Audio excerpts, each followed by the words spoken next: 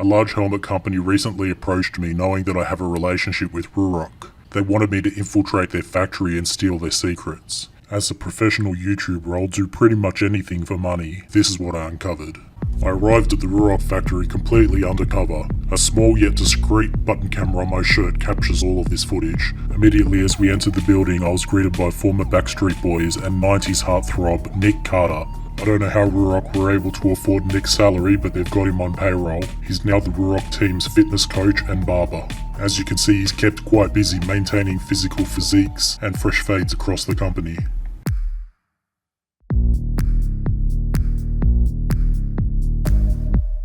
As the visitor team moved away from the area, I seized a brief opportunity to check out some prototype Ruroc helmets sitting on the shelf. As you can see here, unreleased designs, new and interesting graphics, definitely things Ruroc are trying to keep from the public eye.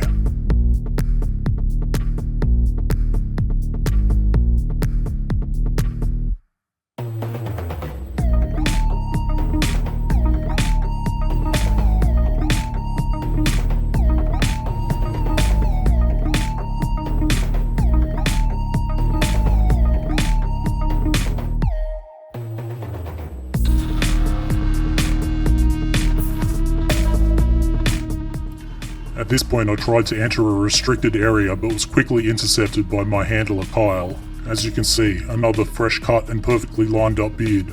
Former Backstreet Boys and all-round nice guy Nick Carter is definitely doing his bit for the team. While my handler and the visitor team were distracted, I quickly spun around to check out the coffee situation. As I suspected, Pod Coffee, they haven't even got a full-time barista on site. Terrible working conditions. This is where things started to get really interesting. We were quickly ushered through a UV cleansing room and out to a sanitized holding area before entering what I can only assume is the Ruroc laboratory. This was it. We finally made it to the belly of the beast. Slung high on that top shelf are some of Ruroc's best kept secrets, multi-composite Atlas prototypes, using various materials and manufacturing techniques, including sustainable solutions. This room had it all. A temperature-controlled composite lab. Finally, we're able to unlock how Ruroc are working towards making the safest helmet ever created. The advanced composites engineer working in this lab was no joke either. Previously working with Rolls-Royce, Airbus and McLaren, he has a doctorate in structures and biomechanics and a PhD in composite structures. The Doctor, as he's known within the Ruroc ranks, is quite possibly the most heavy-duty Ruroc employee I was able to reach close proximity with during this laboratory breach. I'm so close, I can't pass up the opportunity to extract more information from the Doctor. While everyone piled out of the composite lab, I attempted to get him on side. Why do fathers take an extra pair of socks when they go golfing? In case they get a hole in one. It was an instant hit.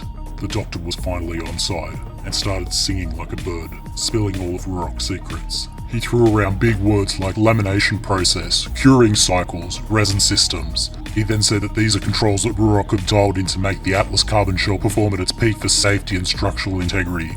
I finally got the information I was looking for. I'll need to end this transmission here. Next transmission will be at 1800 hours tomorrow evening. I'll be sure to delve deeper into the behind-the-scenes processes that Ruroc don't want the public to see, how they're developing and refining the Atlas helmet series, secret plans and drawings not available to the public. We'll also attempt to breach the Ruroc processing factory and unlock their internal work practices, and we'll also uncover one of the most concerning things that I've seen on this venture. More poor coffee choices.